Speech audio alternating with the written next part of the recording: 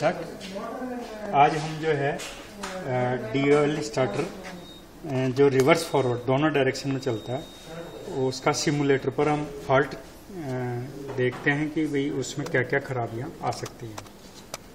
तो हमारे पास यहाँ पर जो है 15 वोल्ट की लो वोल्टेज सप्लाई है और इस सिमुलेटर में भी यहाँ पर 15 वोल्ट देते हैं हम इसमें, और इसमें यहाँ दो रिले लगी हुई है रिवर्स फॉरवर्ड के लिए और स्टार्ट स्टॉप के स्विच लगे हुए हैं हमारे पास।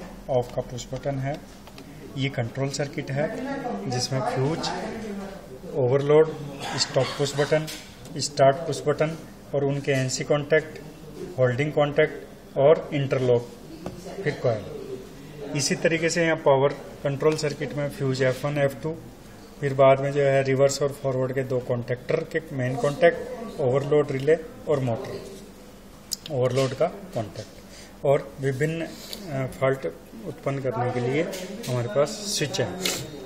अब हम जो है इसको लो वोल्टेज देते हैं 15 वोल्ट, पावर ऑन करते हैं। पावर ऑन करने के बाद में हम देखते हैं कि लेफ्ट साइड में मोटर चलाते हैं तो चलती है, राइट साइड में मोटर चलाते हैं तो चलती है। तो अभी बिल्कुल सही स्थिति में हमारा सिमुलेटर है। अब हम फॉल्ट उत्पन्न करने के लिए ए स्विच को जब हम ऑपरेट कर देते हैं, अंधेरा हो रहा है आपके मोबाइल से, अंधेरा हो रहा है, ए स्विच को जब हम ऑपरेट कर देते हैं तो हम देखते हैं कि ये नहीं चली। राइट साइड में भी चलती है, कॉन्टैक्टर कॉइल ऑन होती है, लेफ्ट साइड में भी कॉन्टैक्टर कॉइल ऑन होती है, परंतु मोटर नहीं चल रही। इसका मतलब कंट्रोल सर्किट तो सही है परंतु मोटर नहीं चल रही। हम वोल्टमीटर के द्वारा देख सकते हैं कि अभी यहाँ पर कॉइल के एक्रॉस हम देखते हैं यहाँ वोल्टेज आ रहा है, तो कंट्रोल कॉइल लग रही है, कंट्रोल कॉइल लग रही है। स्टॉप,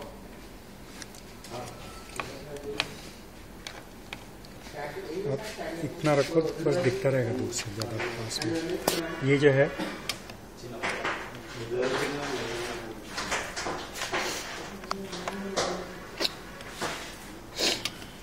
राइट साइड में भी कंट्रोल कॉइल लग रही है परंतु अभी हमारी मोटर नहीं चल रही। तो हम इस मोटर का फॉल्ट देखने के लिए हम देखेंगे कि मल्टीमीटर को हम ओम रेंज में ले आते हैं बजर मोड में, और बजर मोड में लाके हम देखते हैं कि ये जो मेन सप्लाई है, अब हम पावर सर्किट में देखेंगे मोटर नहीं चल रही क्योंकि कंट्रोल सर्किट काम कर रहा है। यहाँ फ्यूज पे देखते हैं तो फ्यूज हमारा ओपन सर्किट है, F2 जो है वो सही है, तो हमारा फ्यूज F1 अभी ओपन सर्किट है। यदि मैं स्विच A को ऑपरेट कर देता हूँ तो फ्यूज सही हो जाता है। तो इस तरह से हमने A वाला फॉल्ट जो है हमने डायग्नोस कर लिया। अब इसके बाद में हम मोटर को पुनः चलाते हैं, देखते हैं चलती है, दूसरी तरफ भी चलती है। अब हम B स्विच को ऑपरेट करते हैं, फिर देखते हैं मोटर नहीं चली। एक तरफ मोटर चलती है, राइट साइड में मोटर चलती है परंतु लेफ्ट साइड में मोटर नहीं चल रही। अब हम फॉल्ट डायग्नोस करते हैं। फॉल्ट डायग्नोस करने के लिए हम देखते हैं कि हमारी कॉइल का इम्पीडेंस चेक करते हैं। तो हम देखते हैं कॉइल का इम्पीडेंस अभी ओपन सर्किट बता रहा है, जबकि दूसरा कॉन्टैक्टर कॉइल का इम्पीडेंस आ रहा है। तो इसका मतलब अभी लेफ्ट साइड वाले कॉन्टैक्टर कॉइल का इम्पीडेंस ओपन सर्किट है, कॉइल ओपन है। हम देखते हैं कि B स्विच ऑपरेट करने से यहाँ इम्पीडेंस आ गया। तो जब हम B स्विच ऑपरेट कर देते हैं तो कॉन्टैक्टर कॉइल ओपन हो जाती है और इसके कारण हमारी मोटर लेफ्ट साइड में नहीं चलती। अब हम जो है C साइड में जो है C बटन को ऑपरेट करके देखते हैं क्या फॉल्ट है। हम देखते हैं होल्ड नहीं हो रही मोटर, लेफ्ट में चल रही है परंतु होल्ड नहीं हो रही। राइट में चलती है, होल्ड होती है, राइट में चलती है, होल्ड होती है, पर लेफ्ट में होल्ड नहीं हो रही। तो हमने C बटन दबाया तो लेफ्ट साइड में होल्ड नहीं हो रही। इसका मतलब इसका होल्डिंग कॉन्टैक्टर जो है ना, होल्डिंग कॉन्टैक्ट ये काम नहीं कर रहा। तो इसके लिए हमारे को जो है बाईपास करना होगा। होल्डिंग कॉन्टैक्ट को हम ऑपरेट करके और फिर होल्ड करेंगे।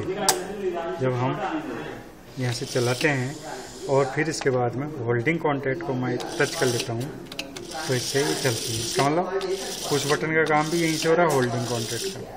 तो ये होल्डिंग कॉन्टैक्ट काम नहीं कर रहा। यदि हम इसको ऑपरेट कर देते हैं तो होल्ड होने लगेगा। अब इसके बाद में हम डी स्विच को ऑपरेट करके देखते हैं। तो डी स्विच ऑपरेट करने के बाद में मोटर लेफ्ट में चल रही है, बंद भी होती है, लेफ्ट में चलती है, बंद भी होती है, राइट में नहीं चलती। तो अब डी स्विच ऑपरेट करने से क्या खराबी हो सकती है वो हम देखते हैं कि मल्टीमीटर को हम यहाँ ले लेते हैं और यहाँ हम देखते हैं लेफ्ट वाला बटन सही काम कर रहा है पर राइट वाला अभी कंटिन्यूटी नहीं आई। तो हम देखेंगे कि एनसी कॉन्टैक्ट जो है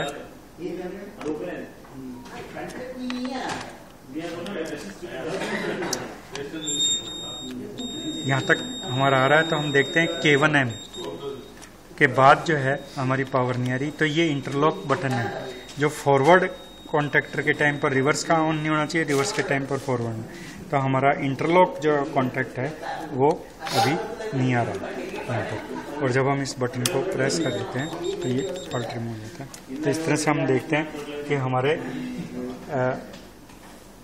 इंटरलॉक बटन जो है ना वो डी के कारण हमारा इंटरलॉक बटन काम कर रहा है। अब इसके बाद में हम वापस से इसको बिजली देते हैं। हमारी मोटर सही स्थिति में है और ई बटन प्रेस करता हूँ। ई बटन प्रेस करने के बाद में मोटर लगातार चल रही है और केवल स्टॉप बटन को दबा के रखता हूँ तो ही बंद होती है। राइट साइड का बटन दबाने से राइट साइड में चलने लग जाती है और स्टॉप का बटन दबाने से केवल दबा के रखता हूँ तभी चलती है। तो मोटर को बंद रखने के लिए स्टॉप बटन को दबा के रखना जरूरी है। ई वाले फॉल्ट में तो हम यहाँ फॉल्ट को टेस्ट करते हैं। तो हम देखते हैं कि मल्टीमीटर को रेजिस्टेंस रेंज में लेके हम इस बटन को देखते हैं कि हमारा ये जो बटन है पुश बटन स्विच ये डायरेक्ट हो गया। लेफ्ट साइड का पुश बटन स्विच अभी डायरेक्ट हो गया। ये लेफ्ट साइड में जो अभी सही काम कर रहा है, परंतु मैं जब ई बटन को प्रेस कर देता हूँ तो ये लेफ्ट साइड का पुश बटन डायरेक्ट हो गया, इसलिए मोटर जो है लगातार चलती रहती है। तो इस तरह से हम जो है ई बटन का फॉल्ट मालूम कर पाए। अब हम मोटर को वापस चलाते हैं। अब हम जो है चला के देखते हैं, चल रही है। अब मैं F पुश बटन को प्रेस करता हूँ। F पुश बटन को जब दबा देता हूँ तो मैं देखता हूँ हमारी लेफ्ट साइड में मोटर सही चल रही है, चालू भी होती है, बंद भी होती है। परंतु हम देखते हैं राइट साइड में मोटर स्टार्ट नहीं हो रही। तो इसके लिए हम जो है मल्टीमीटर को होम रेंज में ले लेके देखते हैं और यहाँ हम देखते हैं कि स्टार्ट का पुश बटन काम करता है या नहीं करता। अभी स्टार्ट का पुश बटन काम ही नहीं कर रहा। अब ये स्टार्ट का पुश बटन काम कर रहा है। तो F से जो है स्टार्ट का पुश बटन जो है वो ओपन सर्किट है। इसके बाद में हम वापस से मोटर चला लेते हैं। हमारी मोटर बिल्कुल सही स्थिति में है। M से हम फॉल्ट उत्पन्न करके देखते हैं तो मोटर लेफ्ट में भी नहीं चली और राइट में भी नहीं चली। तो अब हम देखते हैं कि हमारे कॉन्टैक्टर की कॉइल लगी क्या। तो हम जो है वोल्टेज की रेंज में आ जाते हैं। कॉन्टैक्टर की कॉइल पर हम देखते हैं कॉन्टैक्टर की कॉइल नहीं लगी, राइट साइड की कॉइल भी नहीं लगी। इसका मतलब हमारा कंट्रोल सर्किट काम नहीं कर रहा। तो अब हम जो है मल्टीमीटर के द्वारा देखते हैं कि यहाँ तक कंटिन्यूटी आई क्या। बजट रेजिस्टेंस रेंज में देखें, यहाँ तक कंटिन्यूटी आ रही है, राइट साइड में भी आ रही है। इसका मतलब कॉमन पाथ ब्रेक हो सकता है। तो कॉमन पाथ को ब्रेक करने के लिए हम यहाँ चेक करते हैं। अभी हमारा यहाँ कॉमन पाथ जो है वो ब्रेक है। जब मैं M बटन को ऑपरेट कर देता हूँ तो इसका मतलब अभी हमारे कॉन्टैक्टर कॉइल की, कंट्रोल कॉइल की नेगेटिव सप्लाई डिस्कनेक्ट हो गई। अब हम जो है दोबारा से मशीन चलाते हैं।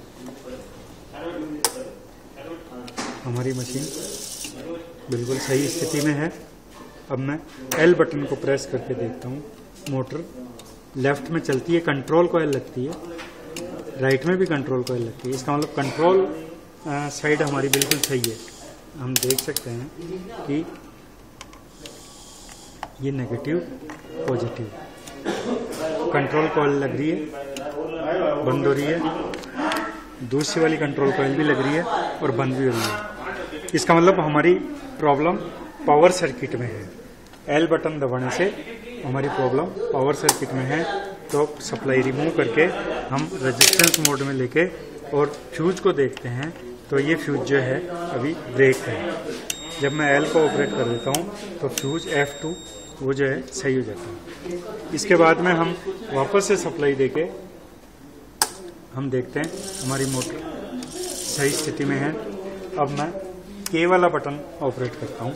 इसके बाद देखता हूँ मोटर नहीं चल रही, तो अभी कंट्रोल कॉइल भी ऑपरेट नहीं, आवाज़ नहीं आई। तो अब मल्टीमीटर को रेजिस्टेंस रेंज में लेके हम सप्लाई चेक करते हैं। हमारा फ्यूज सही है। ओवरलोड रिले के बाद में सप्लाई नहीं आ रही, तो K बटन से हमारी ओवरलोड रिले ओपन सर्किट हो गई। अब इसके बाद में हम मोटर दोबारा चला के देखते हैं। मोटर राइट और लेफ्ट दोनों साइड में सही चल रही है। अब मैं आई बटन को प्रेस कर देता हूँ, फिर मैं देखता हूँ मोटर नहीं चल रही। कंट्रोल कॉन्टैक्टर की भी आवाज़ नहीं आ रही। तो अब फॉल्ट हम देखते हैं। रेजिस्टेंस रेंज में ले लिया। हम यहाँ देखते हैं, यहाँ पावर आ रही है, यहाँ पावर आ रही है, परंतु स्टॉप बटन काम नहीं कर रहा। अभी स्टॉप बटन काम नहीं कर रहा, तो आई से स्टॉप बटन काम नहीं कर रहा। अब जो हम वापस से मोटर को चलाते हैं, मोटर हमारी सही स्थिति में है। अब हम H बटन को दबाते हैं और H बटन को दबा देते हैं। फिर हम देखते हैं मोटर लेफ्ट में चलती है पर स्टॉप नहीं हो रही, राइट में चलती है पर स्टॉप नहीं हो रही। मतलब स्टॉप पुश बटन हमारा काम नहीं कर रहा H से। तो हम मल्टीमीटर को रेजिस्टेंस रेंज में लेके स्टॉप पुश बटन को हम चेक करते हैं, तो स्टॉप पुश बटन अभी काम नहीं कर रहा। यदि मैं H बटन को सही स्थिति में लेता हूँ तो अब स्टॉप पुश बटन सही तरीके से काम कर रहा है। अब हम G पुश बटन को प्रेस करके पहले हम देख लेते हैं हमारी मोटर सही स्थिति में है। हमारी मोटर बिल्कुल सही स्थिति में है। अब मैं G बटन को प्रेस कर देता हूँ, फिर देखता हूँ मोटर लेफ्ट में चली, बंद हो गई, राइट में नहीं चल रही। तो हमारी मोटर राइट साइड में नहीं चल रही। तो राइट साइड में नहीं चल रही, तो इसके लिए हम देखते हैं, सप्लाई को डिस्कनेक्ट कर देता हूँ और मीटर क्वांटिटी रेंज में है। राइट साइड में स्टॉप पुश बटन पर दबाने से यहाँ तक हमारी बिजली आ रही है, यहाँ तक बिजली आ रही है।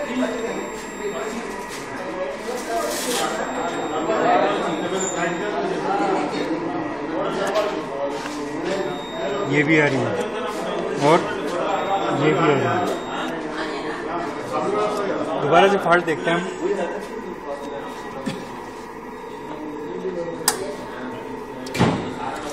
मोटर सही चल रही है। G बटन दबाने से राइट साइड में नहीं चल रही। अब हम फॉल्ट को टेस्ट करते हैं।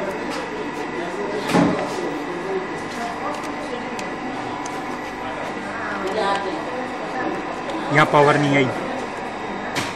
फिर हम इसके पहले आते हैं, यहाँ पावर नहीं आई। ये बटन सही काम कर रहा है, परंतु इसका NC कॉन्टैक्ट, ये NC कॉन्टैक्ट खराब हो गया। इंटरलॉक का जो NC कॉन्टैक्ट है, लेफ्ट साइड का इंटरलॉक, वो अभी काम नहीं कर रहा। क्योंकि जब भी हम राइट साइड में चलाएं तो लेफ्ट साइड का कॉन्टैक्ट किसी भी स्थिति में ऑन नहीं होना चाहिए। तो लेफ्ट साइड का इंटरलॉक काम नहीं कर रहा। तो इस तरह से जो है हम फॉल्ट सिमुलेटर के द्वारा विभिन्न प्रकार के फॉल्ट उत्पन्न करके मालूम कर सकते हैं कि किस किस तरह के फॉल्ट उत्पन्न होते हैं।